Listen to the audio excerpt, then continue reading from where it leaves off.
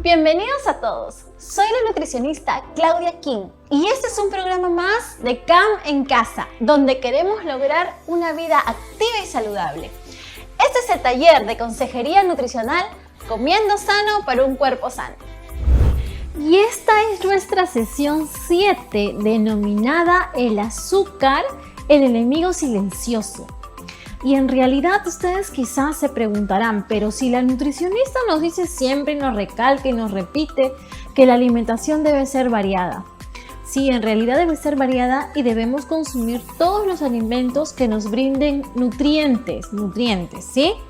En el caso del azúcar, lo único que nos va a brindar es un tipo de carbohidrato simple refinado y nos va a dar justamente glucosa. Es lo único que nos va a brindar. No nos brinda vitaminas, no nos brinda minerales, no nos brinda proteínas, no nos brinda más allá que solo azúcar. Y a veces nosotros incurrimos en el error de que como es rico y el azúcar genera de que las preparaciones sean ricas en realidad, nos agregamos, ¿no? Un vasito de café con 2 cucharitas de azúcar o 3. Una tacita de avena con 3 cucharitas de azúcar. Que el jugo con azúcar. Que el postre de azúcar. Que la mazamorra con azúcar. Que la gaseosa, que en medio litro tengo 8 cucharitas de azúcar. Entonces, eso suma. En realidad, lo único que uno está haciendo es generar un envenenamiento, entre comillas. ¿Por qué? Porque lo que está haciendo es lastimarse, porque esa cantidad de azúcar lo único que nos da como resultado es hacer trabajar demasiado a un órgano. Este órgano se llama el páncreas. Este pobre páncreas lo que hace es, cada vez que ve que el cuerpo está ingresando azúcar, automáticamente se pone a trabajar. Y él es el más desgastado. Y más adelante vamos a conversar más a fondo del trabajo del páncreas en el consumo del azúcar. Ahora, entonces estábamos diciendo que este azúcar es un enemigo silencioso. Y en realidad sí lo es. ¿No? Es blanco, es refinado como lo vemos en pantalla. ¿No? ¿Por qué? Porque es un producto que viene del refinamiento de la caña de azúcar. La caña de azúcar como tal sí nos va a brindar vitaminas, ¿no? Minerales, sí nos brinda, pero cuando ya es refinado cambia la cosa, porque ya perdió lo potencialmente bueno que era para nosotros. Y este refinamiento, si nosotros nos vamos a tiempo atrás, ¿no? Tiempo atrás se da por la revolución industrial, por estas maquinarias grandes que vieron que procesando ciertos alimentos iban a tener otros diferentes. Y cuando dijeron, oh, azúcar, qué rico, esto genera que las personas coman más de mis productos que yo estoy haciendo. Entonces comenzaron a utilizar más, y ahí es cuando comienza a devenir que la nueva pandemia. ¿Cuál es la nueva pandemia? Que de repente ni siquiera la conocíamos. La obesidad. La obesidad, y se mezclaba ¿con qué? Con la diabetes. Por eso que existe un término que no sé si ustedes quizás hayan escuchado, que es la diabesidad, que es la epidemia del siglo XXI. Miren, quizás nosotros solamente hemos dicho, pandemia es el coronavirus, el COVID, bla, bla.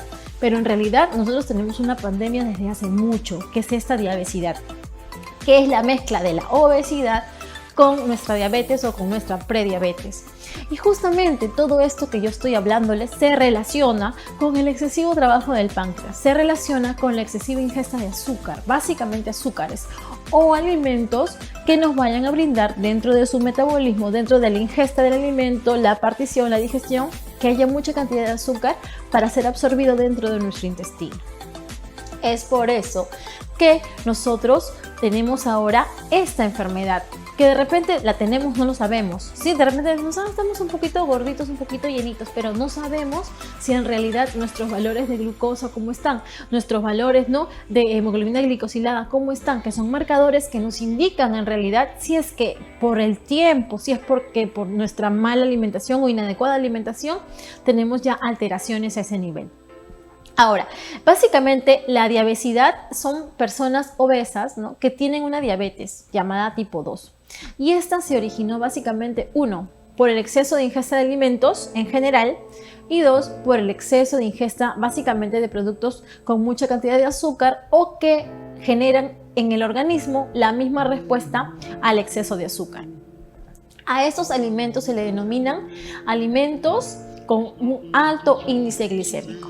Ahora, poco a poco lo voy a explicar para que lo entiendan, ¿sí? Pero lo que yo quiero en este momento es comenzar a indicarles y a ir explicándoles cómo es que nuestro páncreas comienza a trabajar demasiado cuando nuestro cuerpo percibe un exceso de azúcares. Ahora, nosotros normalmente, ¿sí? Normalmente una persona normal, cuando le toman el azúcar en la sangre, le toman el aparatito, le toman de aquí, ¿sí? Del bracito, vamos a tener que la persona debe estar entre 70 a 100. Antes decía hasta 110, ahora se dice hasta 100, máximo 100. Cuando ya vemos que pasa el 100, decimos, no, esta persona está o tiene una alteración. Y ya es como que una alarma, una alerta, ¿ok? Ahora, en este caso, si la persona tiene más de 100, está entre 120, 130, decimos que esta persona, ¿no?, tiene probablemente una diabetes. Si se le toma de repente otros análisis, dicen, no, esta persona no tiene una diabetes declarada. Entonces entra en la fase de la prediabetes. Es cuando la persona, por mucho tiempo, a corto plazo, está consumiendo muchos azúcares. Entonces el cuerpo ya está perdiendo la capacidad de reconocimiento de la famosa insulina. Y ustedes dirán, ¿qué es la insulina? No la entiendo. Ok, el páncreas es un órgano principal dentro de nuestro organismo y este páncreas es el encargado, es una maquinita, es el encargado de generar una sustancia que se llama insulina. Esta insulina lo que hace es, apenas ingresa, el cuerpo detecta que hay un incremento de azúcar en sangre, coge esta insulina, coge esta glucosa, la coge, la agarra, la toma, porque es como un carrito y la lleva a la célula. Sí, vuelvo a repetir, esta insulina la coge a la glucosa y la lleva hacia la célula. Toca la puerta de la célula, dice, receptor, ábreme la puerta, porque la célula tiene como una puertita, un receptor. Y esta célula, si está la insulina, le dice, ok, perfecto, pasa. Y hace que la glucosa entre a la célula. Pero una persona con prediabetes tiene una resistencia a la insulina. Es decir, la célula está acá, viene la insulina y coge la glucosa y le toca, toc, toc, toc, le dice, célula, ábreme la puerta. Y la célula dice, no, yo no te reconozco, no me acuerdo de ti, no te veo como insulina. Entonces, ¿qué hace el organismo? Comienza a secretar mayor cantidad de insulina, mayor cantidad de insulina. ¿Por qué? Porque solamente la célula receptor va a reconocer a esta insulina cuando haya mayor cantidad. Por una mayor cantidad va a ser reconocida y va a poder ingresar esa glucosa a la célula. Eso es la prediabetes.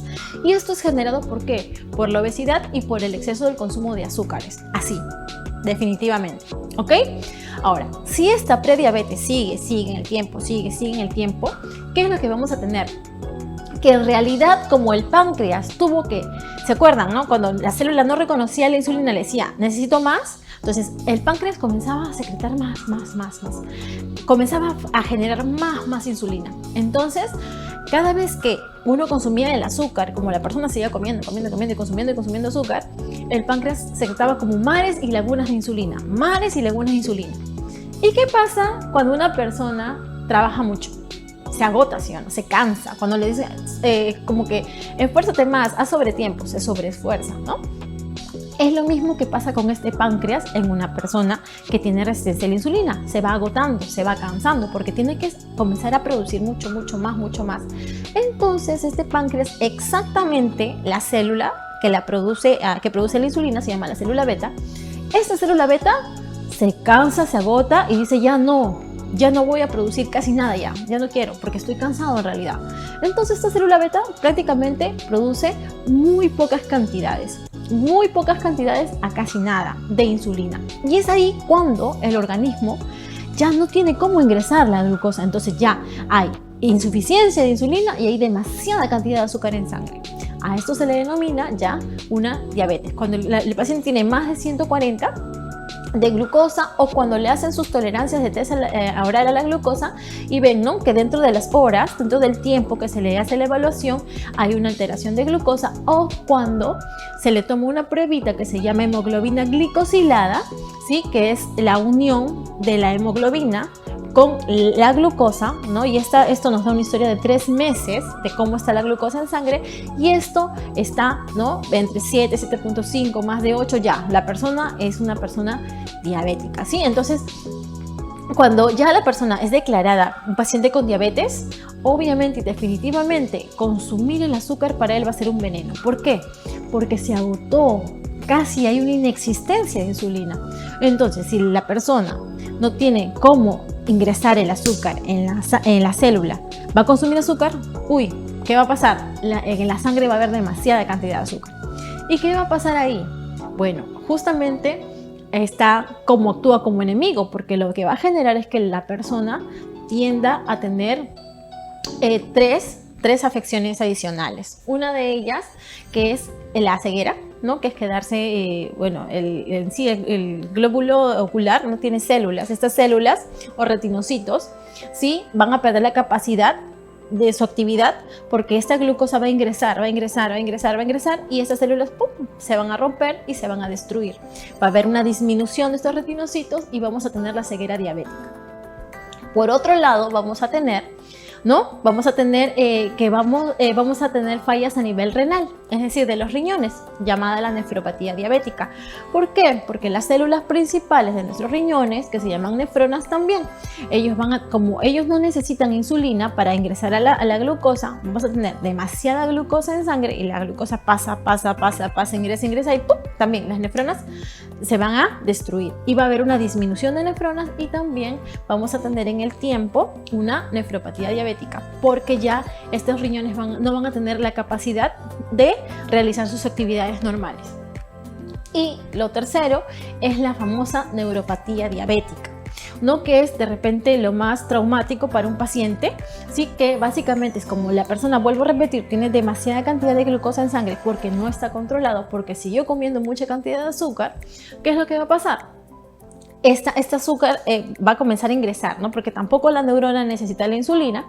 Comienza a ingresar, ingresa y ¡plum!, las neuronas se destruyen. Y lo que va a suceder es que la persona va a perder la capacidad de sensación, ¿no? Primero comienza a sentir como que hormigueo a nivel de los miembros superiores e inferiores, ¿no? Como hormigueo, ¿no? Fastidio, como adormecimiento, una sensación extraña.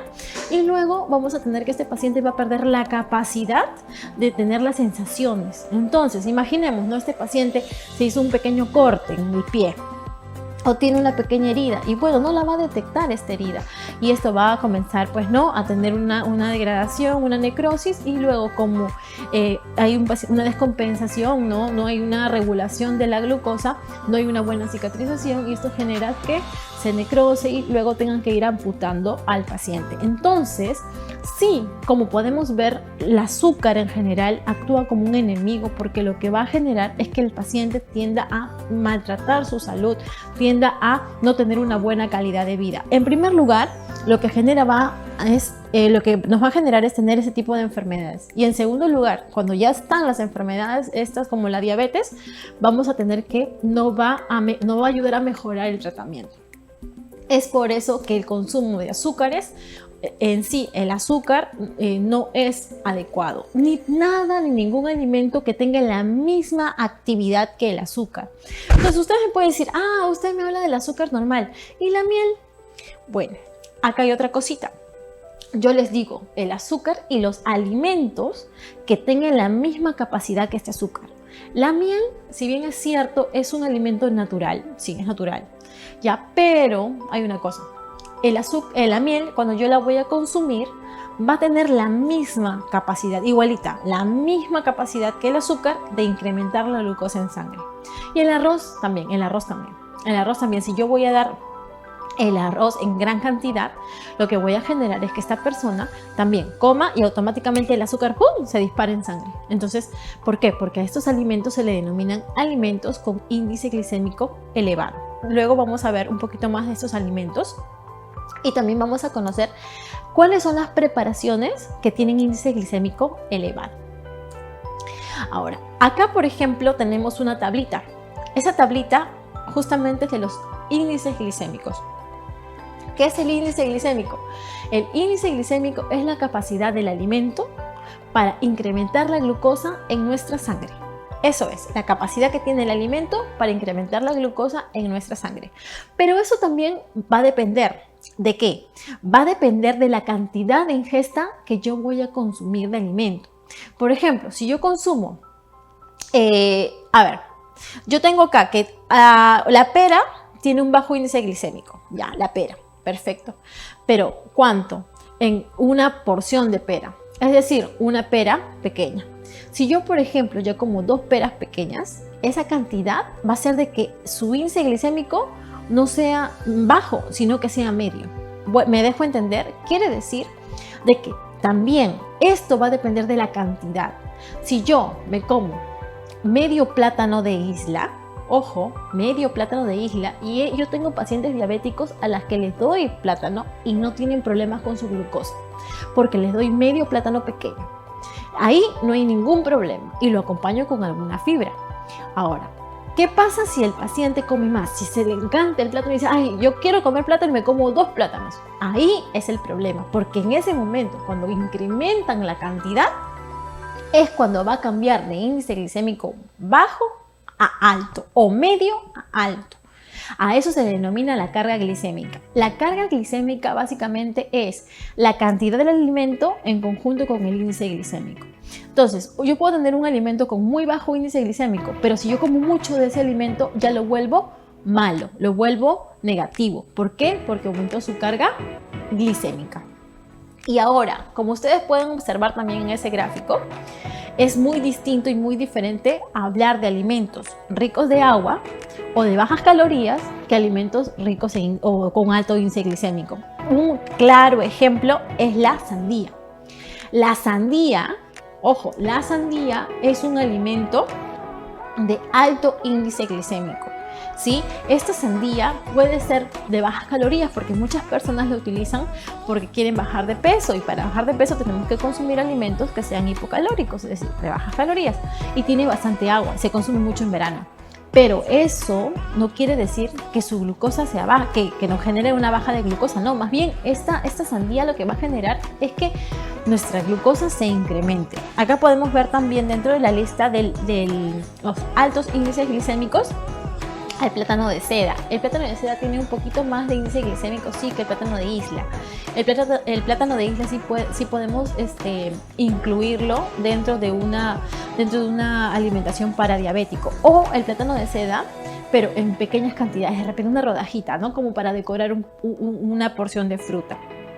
Entonces, también tenemos que tener en cuenta esto, los alimentos que funcionan o que van a darnos la misma respuesta que el consumo de azúcar dentro de nuestro organismo. Y a esto se le denomina índice glicémico. Acá, por ejemplo, también podemos ver dentro del grupo de los alimentos con alto índice glicémico a los famosos cornflakes, ¿no? Que son estos cereales procesados, porque muchas veces lo compramos para consumir en el desayuno y a veces decimos, ah, sí, yo no como pan. Y cuando tú preguntas, ¿y usted qué consume? Cornflakes, ¿no? Y en realidad no es tampoco. ¿Por qué? Porque van a tener la misma capacidad de incrementar la glucosa en nuestra sangre. Y quizás ustedes me dicen, ah, pero en la caja dice que no tiene azúcar.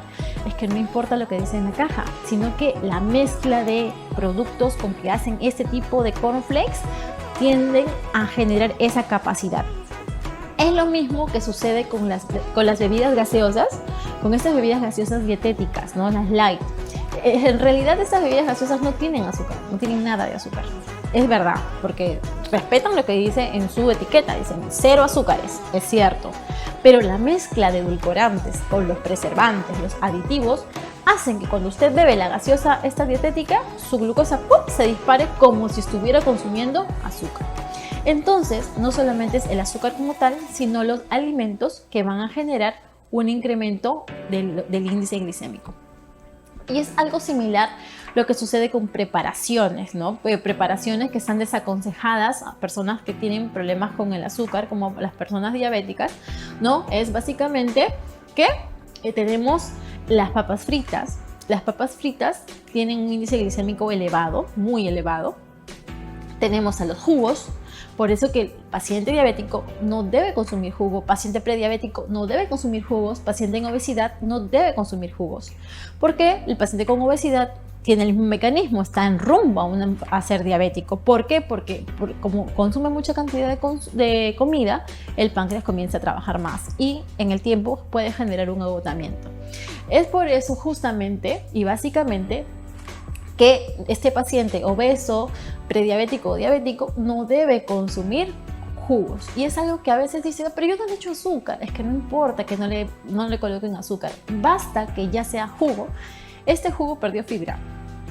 No solo perdió fibra, sino que también al momento de moler las aspas de la licuadora generan que la sacarosa es un tipo de azúcar que tiene la fruta, se parta, ¿sí? Parta sacarosa y se queda glucosa con fructosa, que son dos monosacáridos de rápida absorción a nivel intestinal. Y es por eso la causa que los jugos son desaconsejados también en este tipo de enfermedades. Entonces podemos nosotros ir observando cómo los azúcares en realidad son nocivos para nuestro organismo. Ahora, es importante recalcar, no olvidar leer el etiquetado de los alimentos. Nosotros tenemos en la actualidad una buena fuente, ¿no? En las etiquetas. Ahí en grandote dice alto en azúcar. Si dice alto en azúcar, evitar el consumo, moderarlo. Si yo estoy acostumbrada a consumir demasiada cantidad de esos productos todos los días, bueno, pues lo consumiré solamente una vez al día. Si consumía todos los días de repente un paquete de galletas lleno de azúcar, ¿no? Que sea glaseado, que tenga relleno de crema, bueno, pues comenzaré a ir disminuyendo mi frecuencia. Si consumía 7 de 7 días, consumiré 5 de 7, luego 3 de 7, y luego 1 de 7 hasta evitar consumirlo. Y eso es un proceso, pero sí se puede. ¿Por qué? Porque nosotros siempre debemos ir pensando en preservar nuestra salud. Ahora, en pantalla, por ejemplo, nosotros estamos observando un fruto. Y ustedes dirán, ¿y ese fruto qué es? Nunca lo he conocido. Bueno, pues en la actualidad se está utilizando bastante. Este es el famoso fruto del monje. Y ustedes dirán, ¿y qué es el fruto del monje? Bueno, este fruto del monje es actualmente se utiliza como un edulcorante. Es un fruto chino. Sí, es chino, está en investigación. Hasta ahorita, la ADA, que es la Asociación Americana de Diabetes, nos indica de que es un alimento de libre consumo, ¿no? Que no nos va a generar ningún tipo de daño. Y por eso que ahorita está en todo el auge. Sí, pero siempre verificar de que sea solamente el producto edulcorante que ustedes van a consumir sea puro fruto del monje, sin ningún tipo de agregado adicional. Eso siempre leerlo en la etiqueta. Y eso lo digo porque hay personas que están acostumbradas a consumir el azúcar y que se lo vayan quitando va a generar de que la persona quizás, aunque ustedes no lo crean, pueda entrar en depresión o algún tipo de depresión. Y es así, porque como la persona está muy acostumbrada, siente que le están quitando algo de su día a día. Y es comprensible. Es por eso que existen edulcorantes, ¿no? Como una salvaguarda, ¿no? Pero de los cuales se recomiendan siempre primero los más naturales antes que los sintéticos. Siempre se recomiendan los más naturales antes que los sintéticos. Es por eso que en este caso el fruto del monje yo lo considero como una primera opción. Y ustedes dirán, pero ¿y por qué como primera opción y no la stevia? Porque quizás ustedes han escuchado más hablar de la stevia, ¿no? Y sí, la stevia en realidad es un edulcorante, ¿no? Que viene de una plantita que es muy utilizada, pero que en la actualidad está siendo un poco sobreinvestigada, porque en algunos pacientes genera que por más que es la stevia, algunos pacientes tienen una reacción de elevación de glucosa. Entonces, ustedes dirán, pero qué raro, sí, existen casos. Por eso que ahorita se está investigando y la propia ADA desaconseja en primer lugar el consumo de las hojas de stevia. La misma ADA, que es la Asociación Americana de Diabetes, está desaconsejando el consumo de hojas de stevia, ¿no? De hace unos 3 a 5 años ya nos ha dicho de que desaconsejemos el uso de las hojas y que si que el paciente quiere consumirlo, que consuma el refinado, pero siempre y cuando verifique que en la etiqueta diga que no tiene ningún tipo de maltodextrina, ni dextrosas, ni dextrinas, porque esos elementos van a generar de que el paciente diabético es como si consumiera azúcar. Entonces hay que tener mucho cuidado con la elección del edulcorante, ¿sí? estamos viendo que la alimentación es variada, que en la alimentación podemos suplementar o podemos colocar sustitutos, en este caso del azúcar, ¿sí? Pero siempre teniendo la mejor elección posible. Recordando que la alimentación siempre se va a caracterizar por la elección del mejor producto para nuestra salud. Y para terminar, nosotros aquí tenemos en pantalla, ¿no?, el famoso yacón, ¿no? En un tiempo se hizo muy famoso. ¿Por qué? Porque es dulce y su dulzor no tiene ningún tipo de afección a nivel de la glucosa en sangre. Entonces es por eso que los pacientes diabéticos pueden consumir el yacón. Es un sabor muy agradable, sabe como a manzana, parece una yuca, parece un camote, pero sabe como una manzana dulce, es muy agradable. Y es un poquito durito para masticar, lo que va a generar una mayor saciedad y lo que también va a contribuir a mejorar la saciedad en los pacientes obesos. De esta yacón se hacen también mermeladas. Es una buena opción porque como es bien dulce, no necesita ningún tipo de azúcar para su fabricación. Sí, de preferencia siempre productos caseros. Entonces nosotros estamos viendo aquí cómo el azúcar en realidad sí viene a ser un enemigo silencioso de nosotros, de nuestro organismo, y que por eso nosotros debemos tener mucha cautela en su consumo. Si somos personas sanas, si no tenemos diabetes, no tenemos resistencia a la insulina, no somos obesos, perfecto, consumamos el azúcar si deseamos, pero en cantidades mínimas, con mucha moderación, nunca en exceso, ¿sí? Entonces hasta aquí estamos llegando a nuestra sesión del azúcar, el enemigo silencioso, y vamos a hablar acerca de nuestra tareita, porque siempre es importante una tareita para reforzar lo que hemos aprendido. En este caso voy a solicitarle que cada uno en su casa haga un cartelito, que puede ser de repente de una hoja bond, de una hoja de color, de una cartulina pequeña, y colocarla en un sitio visible con un lema que ustedes mismos creen, ¿no? Y que coloquen en relación a que el azúcar debe consumirse con moderación, ¿sí? Un lema creado por ustedes o de repente en su familia, en conjunto, para que todos tomen este consejo nutritivo. Hasta luego. Agradecemos que nos hayan acompañado el día de hoy. Soy la nutricionista Claudia King y los esperamos para la próxima sesión de Cambia en Casa.